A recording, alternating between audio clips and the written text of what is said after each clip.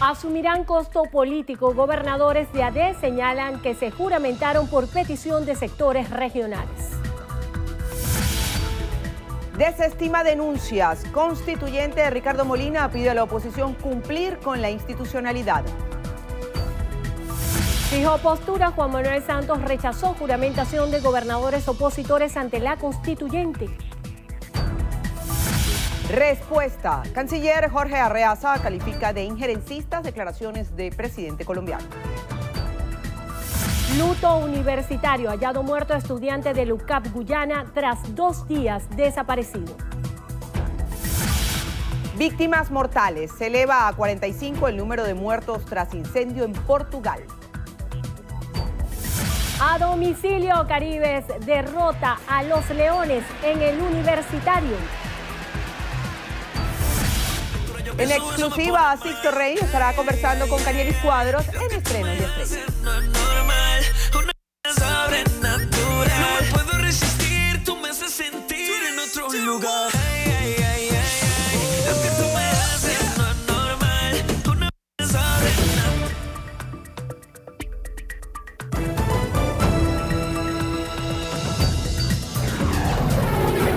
Noticiero Venevisión. Información justa y balanceada. Muy buenas tardes, Venezuela. Gracias por acompañarnos en la presente emisión de su noticiero Venevisión. Ya estamos listas en nombre de nuestro equipo. Así es, Endrina Yepes y Milagro Zambrano les presentaremos lo que es noticia a esta hora. Comenzamos. El presidente de la República, Nicolás Maduro, reconoció a los 4 gobernadores electos por la oposición que se juramentaron ante la Asamblea Nacional Constituyente.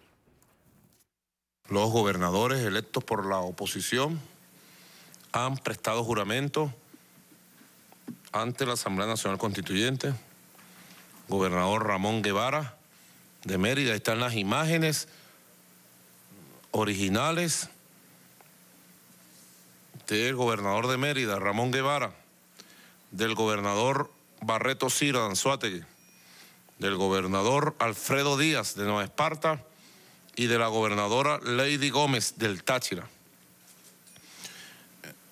Se han juramentado, aquí tengo el acta firmada por la doctora Delcy Eloína Rodríguez Gómez. Sería bueno publicar esto, con la firma de los 4 gobernadores que han reconocido los poderes de la Asamblea Nacional Constituyente, como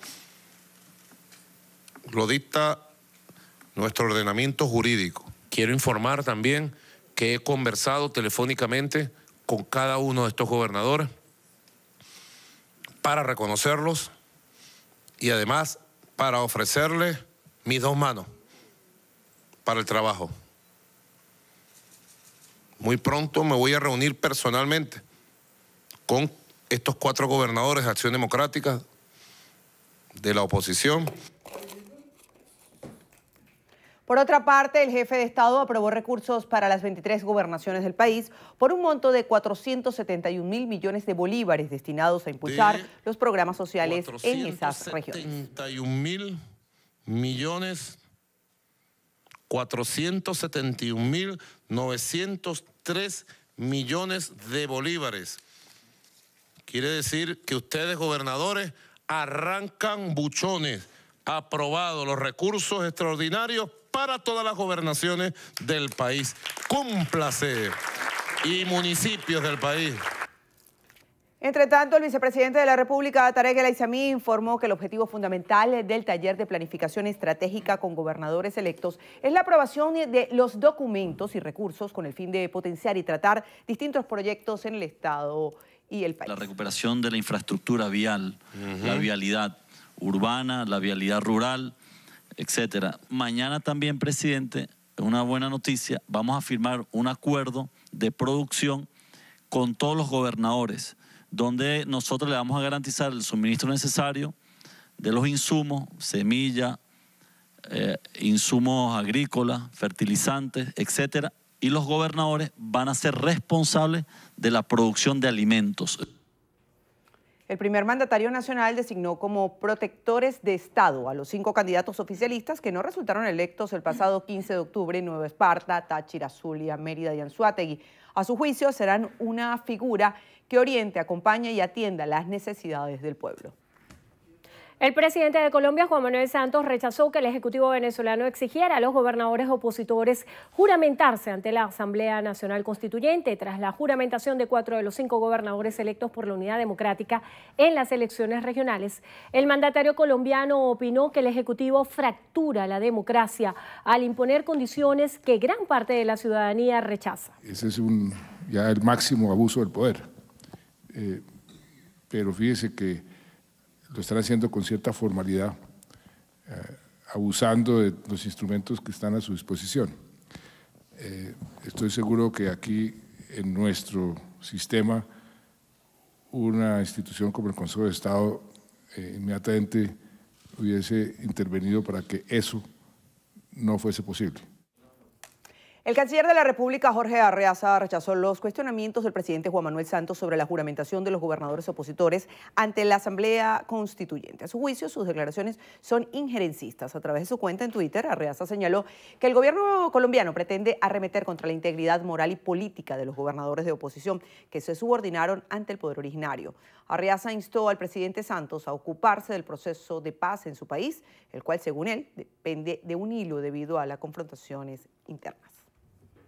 El dirigente político Claudio Fermín afirmó que no juramentarse ante la Asamblea Nacional Constituyente es trancar el juego y quien insista en negarse logrará que los electores no vuelvan a votar por ellos. Fermín aseguró que el mandatario electo que no acuda a la Constituyente demostrará falta de coraje para defender el triunfo logrado y significaría que no valdría la pena participar en las elecciones de alcaldes porque tampoco se juramentarían ante la instancia gubernamental. Recordó que él mismo protestó la manera como se convocó y conformó esa instancia, pero aseguró que actualmente es una realidad. Claudio Fermín criticó a quienes consideran que presentarse en la Constituyente es muestra de debilidad ante la comunidad internacional, ya que a su juicio buscan mantener a la oposición atada a una ilusión de intervención extranjera. El constituyente Ricardo Molina aseguró que el Partido Acción Democrática le sería beneficioso que el gobernador del Zulia sea sancionado por la Asamblea Nacional Constituyente. Yo te apuesto que quienes están deseando ahorita, con más ganas, que la sanción contra Guanipa sea que no puede, por desacato, no puede asumir la gobernación y haya un nuevo llamado de elecciones. ¿Sabes por qué? Porque es que el candidato ADECO tiene altísimas probabilidades de ser el gobernador de ese estado. Te apuesto que los más interesados en que Guanipa no pueda asumir la gobernación del estado Zulia son los adecos, Acción Democrática, porque saben que tienen posibilidad de hacerse de una quinta gobernación. Molina desestimó las denuncias de dirigentes de oposición sobre irregularidades en las elecciones regionales. A su juicio, los cuestionamientos al sistema electoral son para generar intranquilidad en la población. Luis Florido otra vez va a ser el ridículo internacionalmente. Yo me imagino cuando llegan estos señores a esos ámbitos internacionales, las caras y lo que deben pensar quienes los reciben. Ahí vienen otra vez sin nada concreto. Ahí está el irresponsable, es un tremendo irresponsable Julio Borges, diciendo que hay, creo que es 1 millón, no sé cuánto, 1.500.000, 1.600.000 votos dobles. ¿Cómo supo Julio Borges eso? Si es que hay 14 auditorías, hay la auditoría del mismo día de las elecciones del 54% de las máquinas. ¿Cómo es que Julio Borges se atreve a generar una información que él mismo sabe que es falsa y que lo que pretende es seguir generando condiciones para desestabilizar la tranquilidad del pueblo? El constituyente aclaró que la designación de un protector en los 5 estados donde ganó la oposición es para garantizar la gobernabilidad y el respeto a las instituciones públicas. El diputado ante la Asamblea Nacional por la Unidad, Enrique Márquez, rechazó la juramentación de los 4 gobernadores del Partido Acción Democrática ante la Asamblea Nacional Constituyente. A través de su cuenta en Twitter, Márquez afirmó que la decisión tomada por Lady Gómez, Alfredo Díaz, Ramón Guevara y Antonio Barreto debilita gravemente la posición de la coalición opositora. Aseveró que Venezuela demanda coherencia de sus líderes políticos y en este sentido señaló la necesidad de recomponer la unidad, alejada de los intereses personales para impulsar una ruta cierta enfocada en el beneficio del país. El Senado de España ofreció este martes al presidente de Cataluña, Carles Puigdemont, debatir con el gobierno del país las medidas propuestas por el Ejecutivo Central para restaurar la legalidad en la región. El Senado comenzó a tramitar la propuesta gubernamental a la que Puigdemont podrá presentar alegatos por escrito o en persona el próximo jueves o viernes. El gobierno catalán anunció un conjunto de recursos al Tribunal Supremo y al Constitucional para intentar frenar la medida aprobada por el Ejecutivo de Mariano Rajoy. Según el portavoz catalán, Jordi Turull, la respuesta jurídica busca agotar las vías internas antes de acudir a instancias internacionales. Este martes, el Partido Socialista Obrero Español ha señalado que la convocatoria de elecciones en Cataluña, en el marco de la legalidad, siempre que no se produzca una declaración de independencia, podría frenar la aplicación del artículo 155 de la Constitución. La exguerrilla de las FARC y el Ejército de Liberación Nacional acordaron la defensa conjunta del proceso de paz, así como avanzar en las actuales negociaciones y armonizar ambos procesos. Así lo señalan las partes en un documento bautizado como Declaración de Montecristi, en homenaje a la ciudad ecuatoriana donde se reunieron sus representantes. Las delegaciones que se citaron bajo la autorización del gobierno colombiano expresaron también su firme decisión de llegar a la paz completa y a los cambios y transformaciones que anhelan la mayoría de los ciudadanos. Este encuentro se realizó en la víspera del inicio de la cuarta mesa de diálogo entre el gobierno colombiano y el ELN, que se extenderá hasta el 15 de diciembre. Ahora escuchemos declaraciones del alcalde del municipio Libertador, Jorge Rodríguez. Que siempre andaba por allí.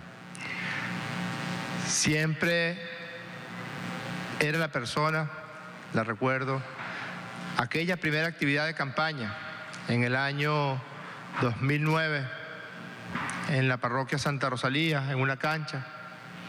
Éramos pocos, pero los pocos que éramos estábamos llenos de amor. Y entre esos pocos estaba Sheila. Sheila era una vida intensa que alumbraba por allí.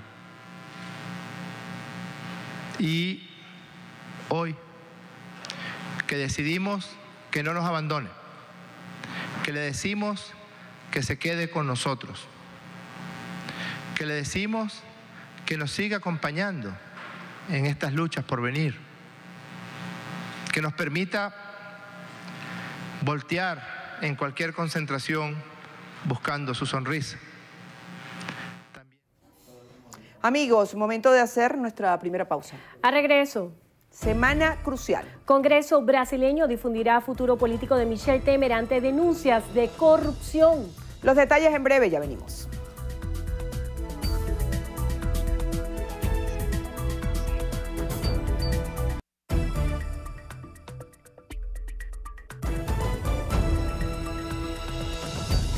El primer vicepresidente del Partido Socialista Unido de Venezuela, Diosdado Cabello, afirmó que la juramentación de 4 gobernadores opositores ante la Asamblea Nacional Constituyente evidencia los problemas internos que existen en la mesa de la unidad democrática.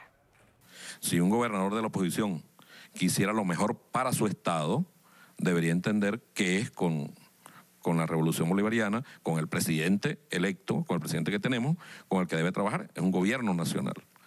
Y nadie puede acusarlo a usted de mezquino, al contrario. ¿Cuántas veces los he invitado aquí al Palacio? Y hoy les vuelve a tender la mano. Hoy les vuelve a tender la mano. Ellos en sus contradicciones, un día dicen una cosa, otro día dicen otras, pero es la realidad política también de la oposición venezolana. Cabello indicó que los gobernadores electos de Acción Democrática de Táchira, Nueva Esparta, Mérida y Anzoátegui deben juramentarse ante los consejos legislativos de sus respectivos estados luego de haber cumplido con la Asamblea Nacional Constituyente. El gobernador electo del estado Zulia, Juan Pablo Guanipa, aseguró que no se someterá ante la Asamblea Nacional Constituyente, ya que a su juicio esta instancia no representa al pueblo de Venezuela. Rafael Aníbal Camacho estuvo en el Palacio Federal Legislativo y nos tiene el informe. Guanipa le exigió al Consejo Legislativo de esa entidad que proceda a juramentar al gobernador que eligió el pueblo zuliano. Por dignidad, por amor al Zulia, por amor a Venezuela, porque estamos en una búsqueda, en una lucha para conseguir la democracia y para conseguir la libertad, Juan Pablo Guanipa, gobernador electo del estado Zulia, no se somete a la juramentación a la que nos quieren obligar vía chantaje ante la Asamblea Nacional Constituyente ni ante su directiva. El mandatario electo reiteró que compitió en la carrera electoral por la primera magistratura regional a su juicio para defender la descentralización consagrada en la Constitución de la República.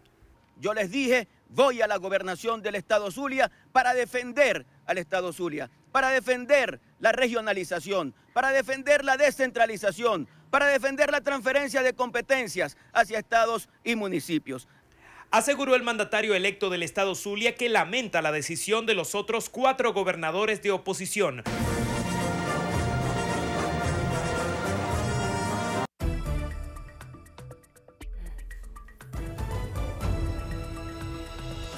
Más de 10 horas sin servicio eléctrico en varios sectores del estado Zulia denuncia a sus habitantes tras verse afectados por el corte de luz que inició a la 1:30 de la madrugada de este martes. Noelis Dávila nos amplía la información. Buenas tardes. Efectivamente, aún varios sectores de la región zuliana se encuentran sin el servicio eléctrico. Esto presuntamente por un sabotaje realizado en la subestación El Tablazo, así lo indicó el ministro de Energía, Luis Mota Domínguez. Tras un recorrido realizado por varias zonas de la entidad, los maravinos manifestaron cómo se ven afectados ante esta situación. Calor, fue de las 1 de la mañana, muchachos. Ya cargo los ojos como vendedor de prenda. No he dormido ni nada. Y la fecha que no ha llegado la luz, estamos sin luz todavía. Bastante desesperante porque desde la 1:30 de la mañana sin luz, tenemos niños pequeños, no hay ventilación, no tenemos nada de eso hasta las 8. Todavía es la hora y todavía no ha llegado la luz. Adultas, niños, el que está hipertenso, está enfermo, todo eso lo afecta, mamá. Bueno, yo aquí en este CDI me encuentro haciéndome una fisioterapia, no me la pueden hacer porque no ha llegado el servicio de luz. Sectores como San Jacinto, Pomona, Las Lomas, Fuerzas Armadas, Delicias, entre otros, presentan la misma situación. Según nuestros entrevistados, los más afectados son los niños y los adultos mayores, por lo que exigen una pronta solución ante esta problemática. Amigos, esta es la información que podemos ofrecerle a esta hora desde el occidente del país, y con este contacto informativo les invito para que continúen con más desde Caracas. Gracias, Noel, y continuamos. José Gregorio Caribas, presidente de la Comisión de Transporte y Vialidad del Cabildo Metropolitano, rechazó el incremento del pasaje a 700 bolívares y aseguró que el Ejecutivo Nacional le ha fallado al sector transporte. Desde el centro de Caracas, Santiago Gutiérrez nos amplía. Hola, muchísimas gracias, amigos. Buenas tardes. El concejal Caribas dijo que, sin embargo, se ha reunido con algunos dirigentes del transporte público, quienes les han garantizado que no van a incrementar el costo del pasaje hasta el 1 de diciembre, pero que están manejando la posibilidad de llevarlo de 700 a 1.000 bolívares. Vamos a tener la misma posición de nosotros, rechazar este incremento en el pasaje, puesto de que no puede ser que el usuario sea el que pague las consecuencias. Naturalmente conversamos con conductores del transporte público y también con los usuarios, y esto fue lo que dijeron. ¿Qué le han dicho los jefes de ustedes, los coordinadores? Todavía nada, que hasta que no salga la Gaceta y eso. ¿No está caro eso? ¿Se están quejando los pasajeros? No, y los cauchos, ¿un caucho cuánto vale? 2 millones, 3 millones de bolívares, 6 millones. Y los repuestos que no se consiguen. Ya sabemos la situación que estamos pasando. El problema es que de 700 lo llevan a 1.000. Y eso sí sería un golpe para uno, para el usuario. Como están las cosas ahorita, todo sube, los repuestos suben, pero así van aumentando todos los días, poco a poco, y bueno, se nos hace difícil. El concejal Caribas señaló finalmente que no son suficientes los constantes aumentos de sueldos decretados por el gobierno, que sirvan de paliativo a los usuarios para también poder costear lo que significa el costo del pasaje del transporte público. En el centro de Caracas, Santiago Gutiérrez, Noticiero Venevisión. Gracias, Santiago. Fue localizado sin vida el joven José Arreaza, estudiante de la Universidad Católica Andrés Bello del núcleo Guayana, desaparecido desde el pasado sábado. El cuerpo del joven de 20 años se encontró en avanzado estado de descomposición en un sector de Puerto Ordaz, Estado Bolívar, y presentaba heridas por arma de fuego. José Arreaza formaba parte del movimiento estudiantil de la UCAP y militaba en el partido 20 Venezuela. El rector de la UCAP, Francisco Virtuoso, lamentó el suceso e informó que fueron suspendidas todas las actividades previstas para hoy en Montalbán, a propósito del aniversario número 64 del UCAP. Por su parte, el vicerrector de Extensión UCAP Guayana, Arturo Peraza, exigió a las autoridades investigar este hecho.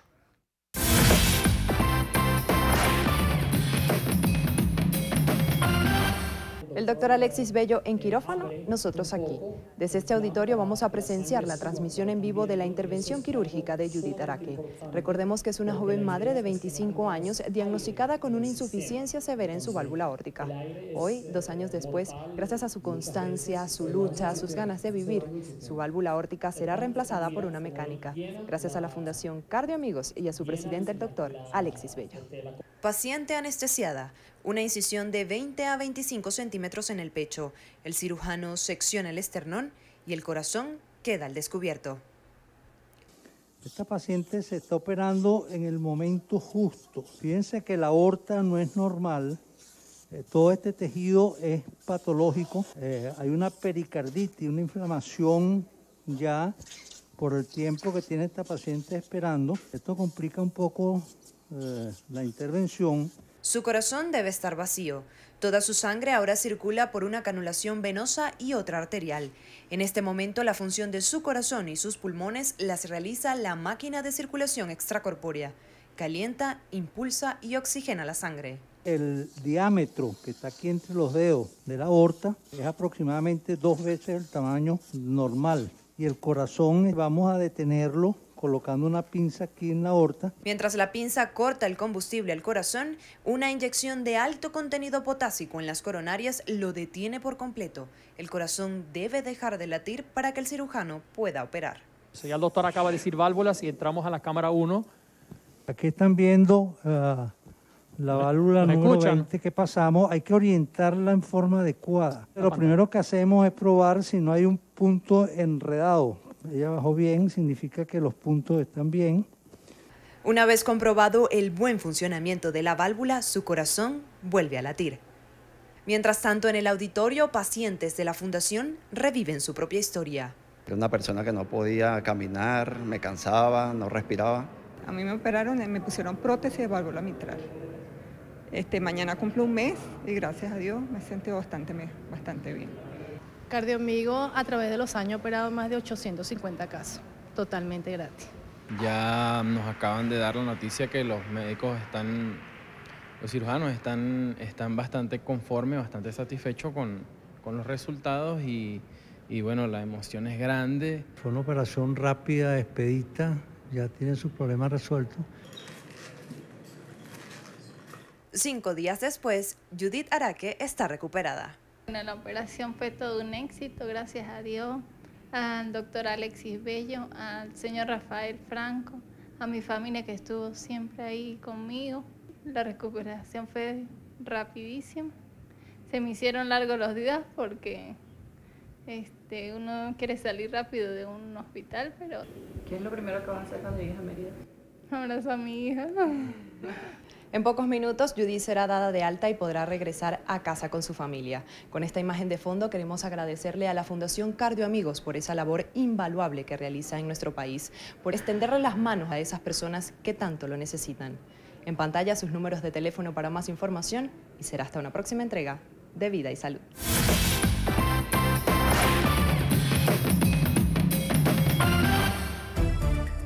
Hermoso el trabajo que realiza el doctor Alexis Bello, no solamente desde la bondad, sino desde la tecnología, de la ciencia, con un equipo de primera. Así es, los adelantos de la ciencia cada día nos sorprenden más y nos alegramos muchísimo por la historia de esta joven madre que ya regresa a su casa y también por felicitaciones a Yoheisa, excelente trabajo hecho en Vida y Salud. Vamos a una nueva pausa. Al regreso venimos con más información, no se aparten, ya volvemos.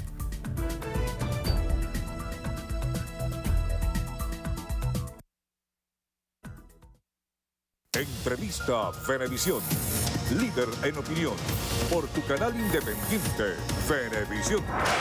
Muchísimas gracias por acompañarnos en Entrevista Venevisión. Ya estamos listos para iniciar nuestra conversación con el invitado del día de hoy, Luis Vicente León, presidente de Data Analysis. Gracias por estar con nosotros. Encantado de estar aquí. Siempre es interesante poder interpretar lo que sucede, sobre todo cuando hay estudios de opinión previos que hacen pronósticos de lo que va a suceder.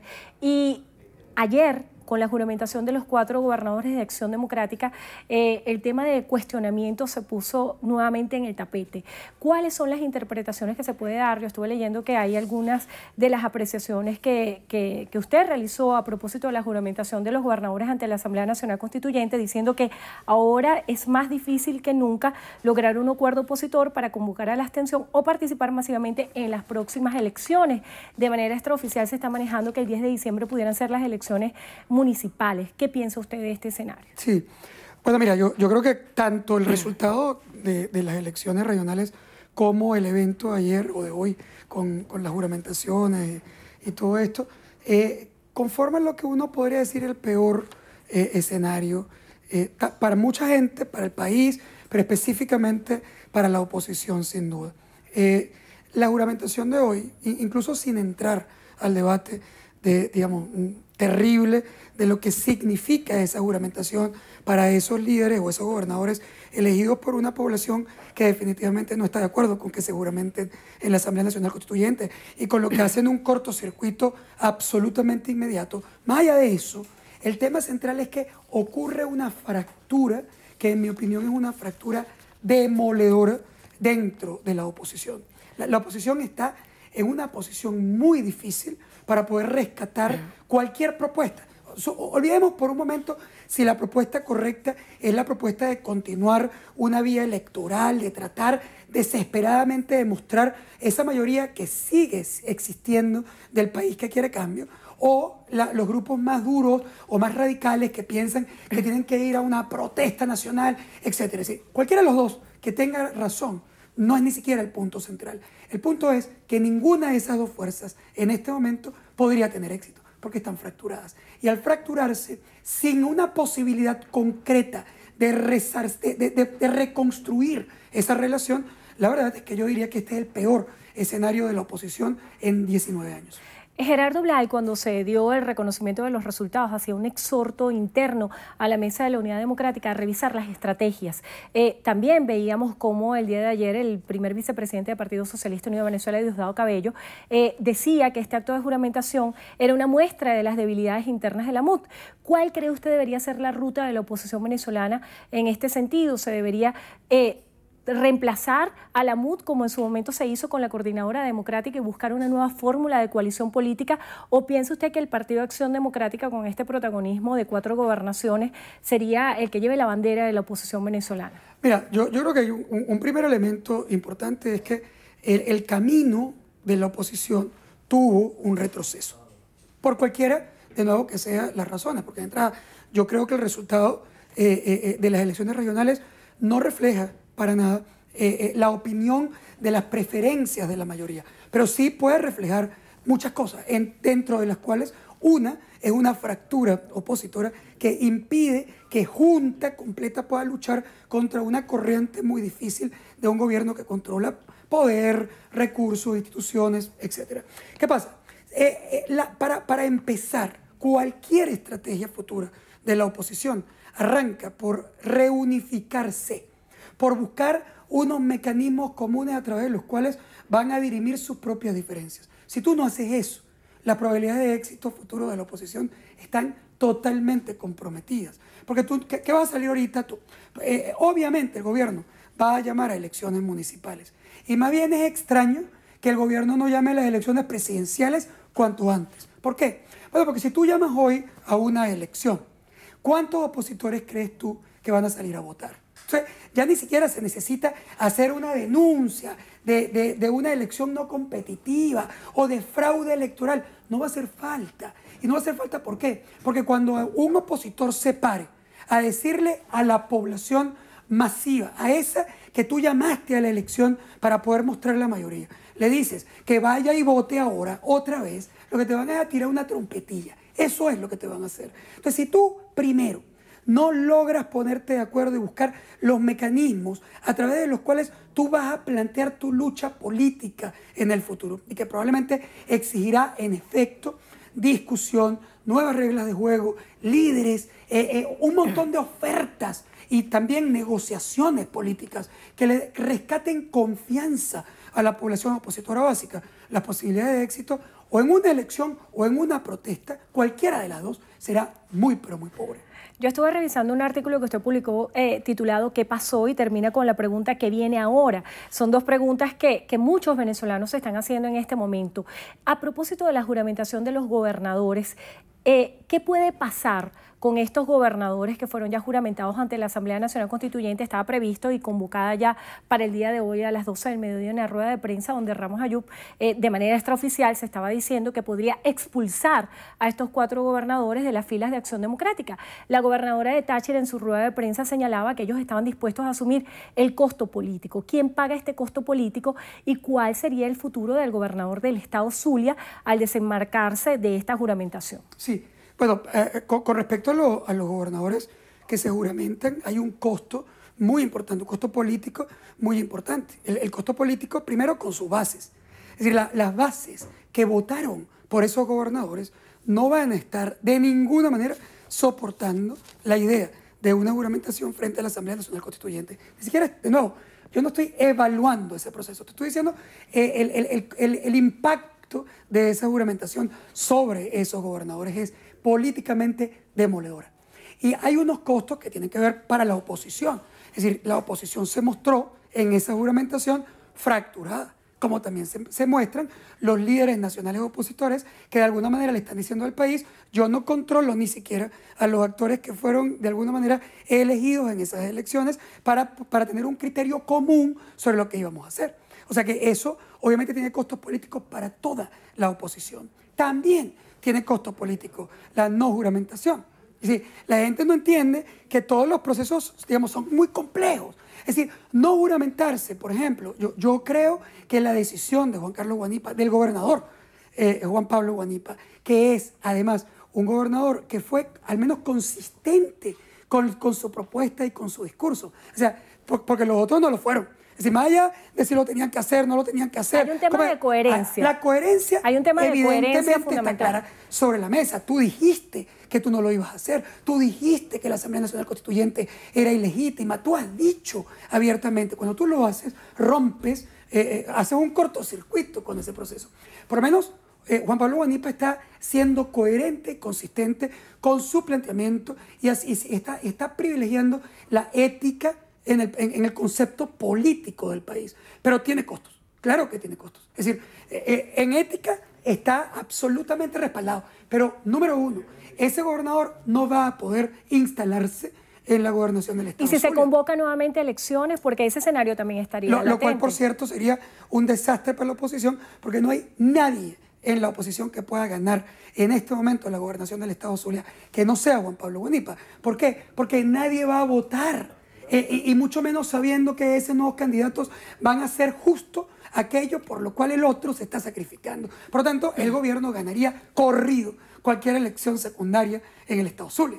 Ahora, ese sacrificio que Juan Pablo Guanipa está haciendo se traduce, de nuevo, que yo celebro en términos de su honestidad y de su ética política, pero desde el punto de vista pragmático, la verdad es que el sacrificio no significa que la oposición vaya a poder rescatar lo que perdió en las elecciones regionales. Es decir, eso no termina pragmáticamente con una solución de problemas. Desde el punto de vista de pragmatismo, y me encanta que hayas utilizado esta palabra, ¿cómo se define esta realidad en los escenarios internacionales? Porque se están haciendo señalamientos. El presidente de la Asamblea Nacional, Julio Borges, ha dicho que ha hecho denuncias de fraude e inconsistencias numéricas. Sin embargo, no está avalado esto por pruebas contundentes o denuncias formalizadas ante el Consejo Nacional Electoral, excepto las denuncias que recaen sobre el Estado Bolívar. Desde el punto de vista pragmático, ¿cómo se puede interpretar esta realidad ante el mundo y qué mensaje se está dando ante el mundo con esta realidad? Sí, mira, la razón de la derrota, la razón obvia por la cual tú tuviste un resultado completamente extraño, extraño quiero decir, no esperado, que no refleja esa mayoría, es multifactorial. Tiene que ver, número uno, con que no era una elección competitiva. Número dos, también con una abstención en una parte de la oposición. Luis Vicente, la número 3 me la vas a decir al regreso. Claro. Vamos a hacer una breve pausa y venimos con más de Entrevista a Venevisión. Ya venimos.